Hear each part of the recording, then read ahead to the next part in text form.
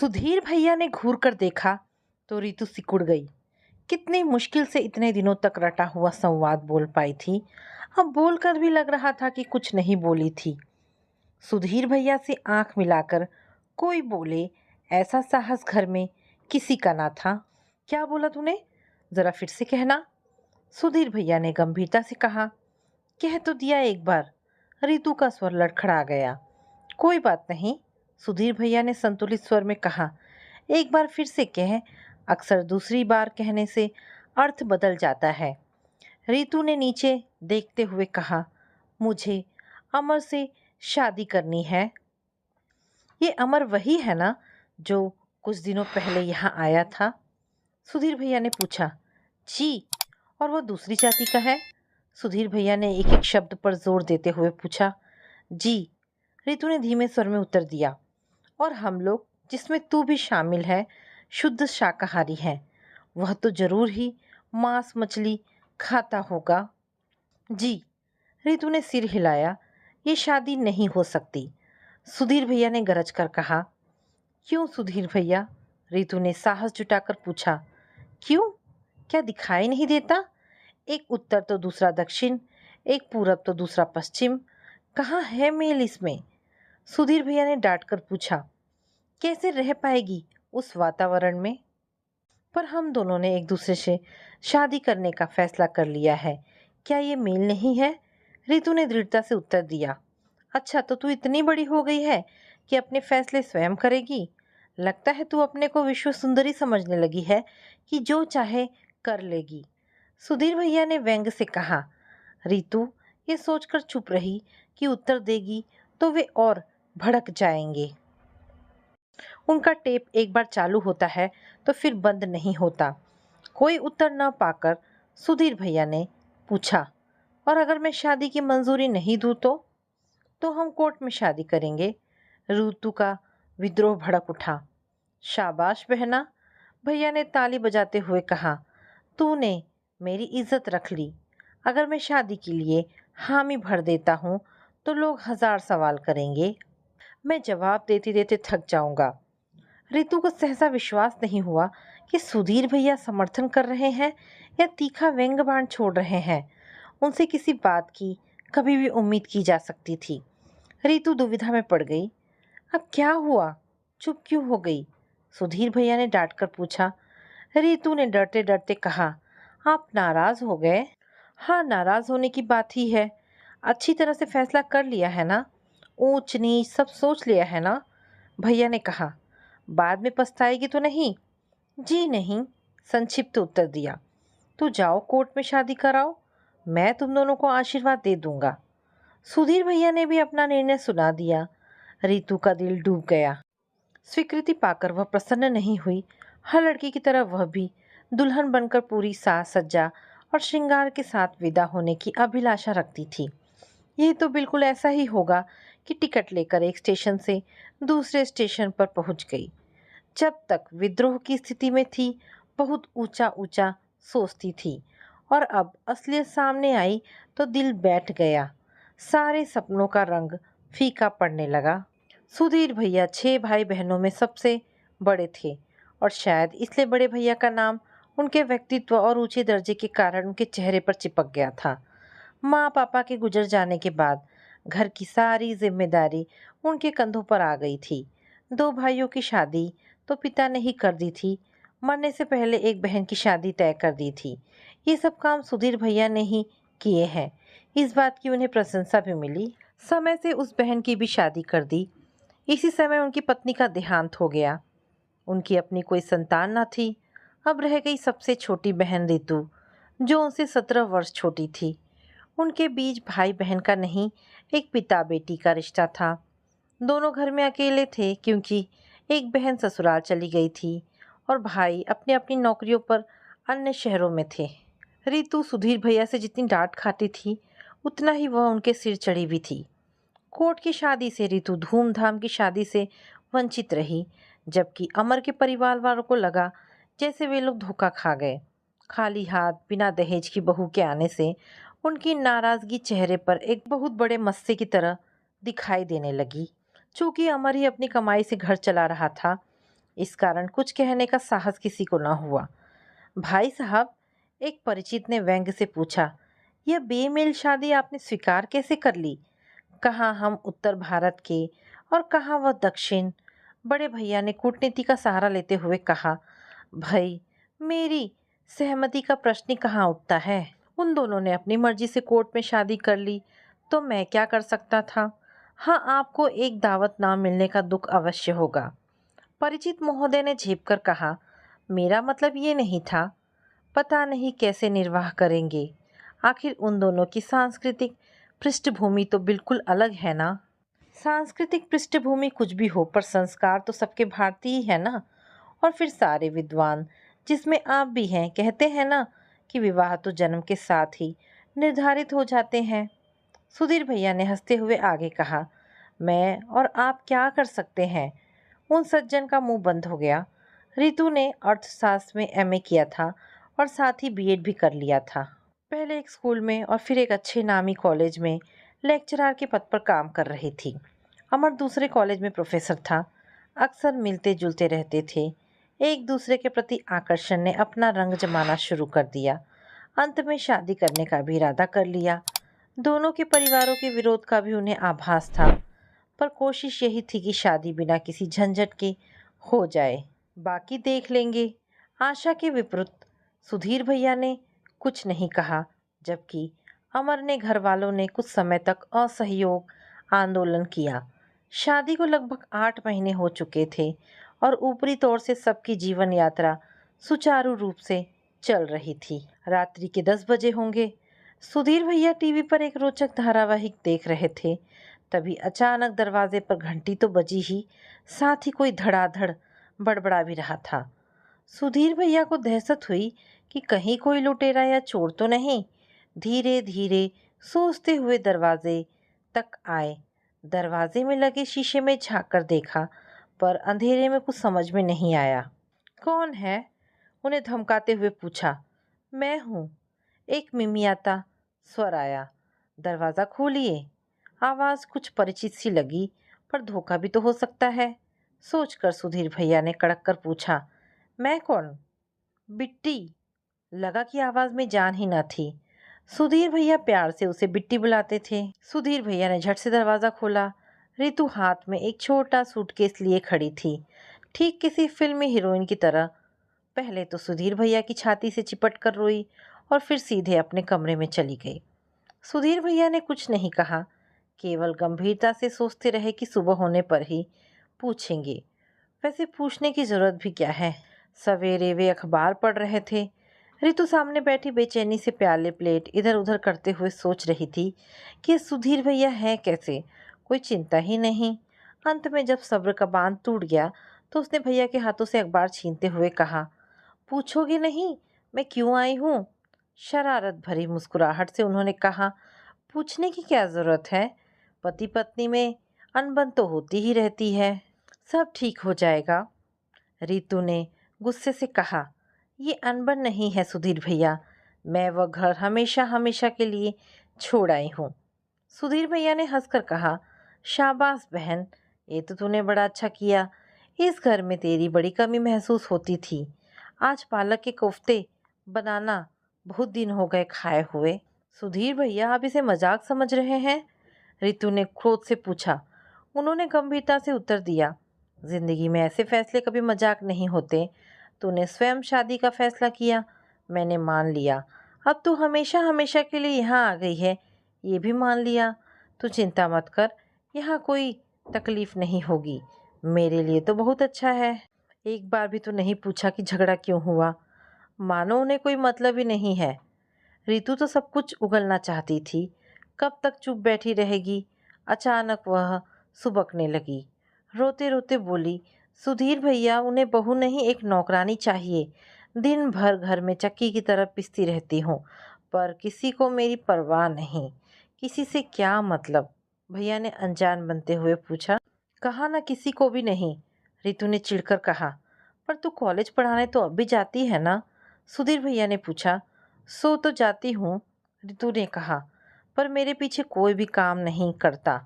सब हाथ पर हाथ धरे बैठे रहते हैं। तो तू नौकरी छोड़ दे, सुधीर भैया ने सलाह दी। रुपया जो कमा कर लाती हूँ, रुपया भी तो चाहिए उन्हें, रितु ने तड़क कर कहा। और अमर का क्या कहना है? पहले तो मेरी ओर से कुछ बोलते भी थे, पर अब माता पिता और बहन के दबाव में उन्होंने भी साथ देना छोड़ दिया है। कहते हैं कि मैं ही परिवार में मिलजुल कर नहीं रहती। अब आप ही बताइए कि क्या मेरी अपनी कोई शख्सियत नहीं है? मेरी अपनी कोई पहचान नहीं है? क्या मुझे अपनी तरह से जीने का अधिकार नहीं है? वह एक ही सांस में कह गई सब कुछ। गंभीरता से विचार करते हुए सुधीर भैया ने कहा, ये बात तो ठीक है, अगर इंसान अपनी पहचान ही भूल जाए तो पढ़ाई लिखाई का क्या फ़ायदा। सच ही तो तेरे साथ बड़ा अन्याय हुआ है। अच्छा किया जो तू वह घर छोड़कर चली आई, हमेशा हमेशा के लिए। रितु को समझ न आया कि सुधीर भैया ताना दे रहे हैं या समर्थन कर रहे हैं। अक्सर ऐसी ही दोहरी बात करते हैं, उनको समझना बड़ा मुश्किल है। अब मैं क्या करूं? रितु ने उलझन में पड़कर पूछा। करना क्या है? आराम से यहाँ रह और चैन की बांसुरी बजा। हाँ, कॉलेज जाना मत छोड़ना, खाली दिमाग शैतान का घर होता है, भैया ने समझाते हुए कहा। और फिर कुछ मुस्कुराते हुए बोले, अब कुछ नाश्ता वाश्ता भी मिलेगा? रितु के तने हुए चेहरे पर मुस्कान की लहर दौड़ गई। सुधीर भैया कभी नहीं बदलेंगे। 1 सप्ताह हो गए, रितु के खिले हुए मुखड़े पर चिंता की लकीरें उभरने लगी थी। सुधीर भैया के समर्थन और आश्रय प्रदान करने से उसे बड़ी तसल्ली हुई थी। पहले तो यही सोचा था कि देखते ही वे डांटेंगे और फटकार लगाएंगे, बुरा भला कहेंगे, पर ऐसा कुछ नहीं हुआ। आखिर सुधीर भैया को छोड़कर उसका था ही कौन? क्या बात है, बड़ी परेशान लग रही है? सुधीर भैया ने पूछा। कुछ तो नहीं, रितु ने कहा। कुछ तो है, वे मुस्कुराए। रितु ने झिझकते हुए कहा, आप वहाँ कहलवा दीजिए कि मैं यहाँ हूँ और बड़े आराम से हूँ। उन्होंने हाथ जोड़ते हुए कहा, मैं क्यों कहूँ ऐसा? पर लगता है तेरे दिल में अमर के लिए कुछ जगह है, इसीलिए परेशान है। रितु ने झल्लाकर कहा, मुझे कोई परवाह नहीं उन लोगों की। क्या उनको मेरी परवाह है? इसलिए तो कहता हूँ। सुधीर भैया ने हंसकर कहा, जब एक बार फैसला घर छोड़ने का कर लिया तो अब उसी पर अटल रहे। रितु चुप हो गई। रविवार का दिन था, छुट्टी के हिसाब से सब काम धीरे धीरे हो रहा था। घंटी बजी। रितु अपने कमरे में थी। काम वाली के सिवाय कौन होगा, वह भी तो आराम से आएगी। सुधीर भैया ने धीरे धीरे उठकर दरवाज़ा खोला। तुम? सुधीर भैया ने चौंक कर पूछा। यहाँ क्यों आए हो? रितु से मिलने आया हूँ, अमर ने झेपते हुए कहा। वह तुमसे नहीं मिलना चाहती, कहकर उन्होंने तड़ाक से दरवाज़ा बंद करने की नाकामयाब कोशिश की। सुधीर भैया, अमर ने बड़े सम्मान से कहा, आपसे तो बात कर सकता हूँ या आप भी मुझसे बात नहीं करेंगे? भैया ने सोचते हुए कहा, हाँ मैं तुमसे बात कर सकता हूँ, पर याद रखना मुझे तुम बेवकूफ़ मत समझना। अमर ने झुककर उनके पैर छूते हुए कहा, ऐसी ज़रूरत कर सकता हूँ क्या? ठीक है, अंदर आ जाओ। रितु ने अमर को देखा तो पास आ गई। दोनों एक दूसरे को देख रहे थे। सुधीर भैया ने डांट कर कहा, बिट्टी तू अंदर जा, तेरा यहाँ कोई काम नहीं है। रितु सहम कर अंदर चली गई। चाय टेबल पर रखी थी। सुधीर भैया ने चाय का प्याला भरकर अमर की ओर बढ़ाया। यहाँ क्यों आए हो? सुधीर भैया ने तीखे स्वर में प्रश्न किया। मैं रितु को लेने आया हूँ, वो तुम्हारे साथ नहीं जाएगी। सुधीर भैया ने दृढ़ स्वर में कहा। वो तुम्हारा घर हमेशा हमेशा के लिए छोड़ आई है, यहाँ उसे कोई तकलीफ नहीं है। अमर ने झिझकते हुए कहा, दरअसल कुछ गलतफहमी हो गई है, मैं उसे दूर करने आया हूँ। गलतफहमी? कैसी गलतफहमी? सुधीर भैया ने क्रोध से कहा। क्या तुम उसे एक नौकरानी की तरह नहीं रखते? जब तुम उसे बाहर काम करने के लिए भेजते हो तो क्या तुम्हारा और तुम्हारे घर वालों का ये कर्तव्य नहीं कि घर के कार्यों में उसका हाथ बटाना चाहिए? यही उसे समझाने चाहता हूँ कि आगे से ऐसा नहीं होगा। बस उसे थोड़ा मेरे माता पिता से इज्जत से पेश आना चाहिए। तुम्हारा मतलब मेरी बहन बदतमीज़ है? सुधीर भैया ने क्रोध से पूछा।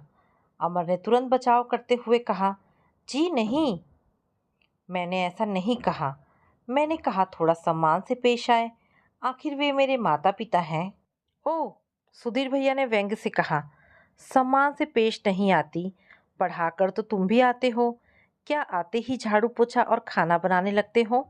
थोड़ी देर तो नवाब साहब की तरफ बैठकर चाय नाश्ते का इंतजार करते ही हो। अमर उत्तर के लिए सही शब्द न पा सका। उसकी जीभ लड़खड़ा गई। अरे आते ही थकी मांदी लड़की से सब यह उम्मीद करे कि काम में जुट जाए और सम्मान से भी पेश आए, ये सोचकर तुमने एक पढ़ी लिखी लड़की के साथ बड़ा अन्याय किया है। सुधीर भैया ने सिर हिलाते हुए कहा। भैया आप समझ नहीं रहे हैं, अमर ने तीव्र स्वर में कहा। वह किसी भी हालत में मुझसे और मेरे परिवार से घुल मिल कर नहीं रहना चाहती। यानी तुमने उसे और उसने तुम्हें समझने में भूल की है। ये शादी तुमने भावना में बहकर जल्दीबाजी में कर ली। भैया ने तीखा प्रश्न किया। जी ऐसा तो नहीं था, अमर ने हकलाते हुए कहा। हमने सारे पहलुओं पर अच्छी तरह से गौर कर लिया था। असलियत की दुनिया कल्पना के संसार से बहुत अलग होती है ना दामाद बाबू? सुधीर भैया ने कटु व्यंग्य से पूछा। अब जब समझ ही लिया है कि यह शादी एक भूल थी, तो यहाँ क्या करने आए हो? मैं जो उसे समझाना चाहता हूँ, अमर ने धीरे से कहा। यानी तुम्हारे दिल में अभी भी उसके लिए थोड़ी जगह है? भैया कुटिलता से मुस्कुराए। अमर सिर झुकाकर नीचे देखने लगा। सुनो दामाद बाबू, बेटी तुमसे ना तो मिलेगी और ना ही यहाँ से जाएगी, भैया ने दृढ़ता से कहा। तुम जा सकते हो, अमर ने भी उतनी ही दृढ़ता से उत्तर दिया। भैया, रितु से बिना मिले मैं यहाँ से नहीं जाऊँगा। पति पत्नी के बीच में आप क्यों आते हो? मुझे एक मौका दीजिए। कैसा पति, कैसी पत्नी?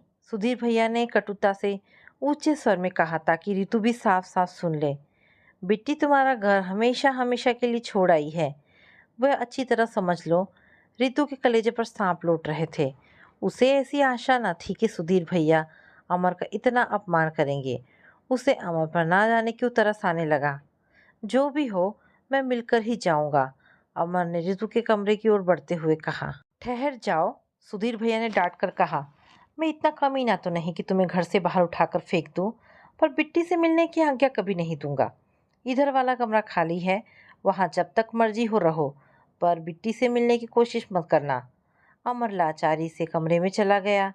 रितु थोड़ी देर में बाहर आई तो चेहरे पर परेशानी झलक रही थी। सुधीर भैया ने रूखे स्वर में कहा, मैंने अमर को डांट दिया है। अगर अपनी और मेरी इज्जत प्यारी है तो उससे बात मत करना। अब तू हमेशा हमेशा के लिए यहाँ रहो।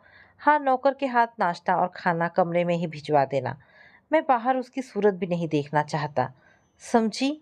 सुधीर भैया 3 दिनों तक दीवार बने बीच के कमरे में आराम कुर्सी लगाकर बैठे रहे। दफ्तर से छुट्टी ले ली थी। रितु पर पूरा विश्वास था कि वह अमर से बात नहीं करेगी। अमर के ऊपर ही पहरा लगाया हुआ था कि वह उकताकर चला जाएगा। सुधीर भैया अपनी कूटनीति पर मुस्कुरा रहे थे। वे पहले ही जानते थे कि इस तरह की शादी में कोई दम नहीं होता, पर पागलों को भला कोई समझा सकता है क्या? 3 दिन हो गए। सुधीर भैया ने हड़बड़ाकर आंखें खोली। ना जाने कब आंख लग गई थी। दिन चढ़ाया था। अखबार वाला कभी का अखबार बालकनी में फेंक कर चला गया था। अजीब सा सूनापन था। बिट्टी, सुधीर भैया ने पुकारा। अरे चाय वाय मिलेगी या नहीं? कोई उत्तर नहीं। बिट्टी ने के कमरे में झांका। कमरा खाली था। ध्यान से देखा तो उसका सूटकेस भी नदारद था। अमर भी गायब था। कहाँ गए? और तब सुधीर भैया ठठाकर हंस पड़े। आखिर उनकी तरकीब काम ही कर गई। अगले साल रितु गोद में अपना बच्चा लेकर सुधीर भैया के पास आई। अमर साथ में था। सुधीर भैया खिलखिलाकर हंस पड़े। अब तुम दोनों उस चेक के हकदार हो जो मैंने तुम्हारी शादी के लिए रखा हुआ था। बच्चा भी है, इसीलिए सूद के साथ बोनस भी दे रहा हूँ। अब आशा करता हूँ कि तुम दोनों हमेशा हमेशा एक दूसरे के साथ रहोगे। दोनों ने शर्माकर मुंह नीचे कर लिया। तो दोस्तों, ये छोटी सी कहानी यहाँ पर समाप्त होती है। आशा करती हूँ कहानी पसंद आई होगी। अगर कहानी पसंद आई है तो प्लीज़ इसे लाइक एंड शेयर करें। धन्यवाद दोस्तों। ढेरों ऐसी पारिवारिक और शिक्षाप्रद कहानी सुनने के लिए मेरे चैनल को प्लीज़ सब्सक्राइब करें। धन्यवाद दोस्तों।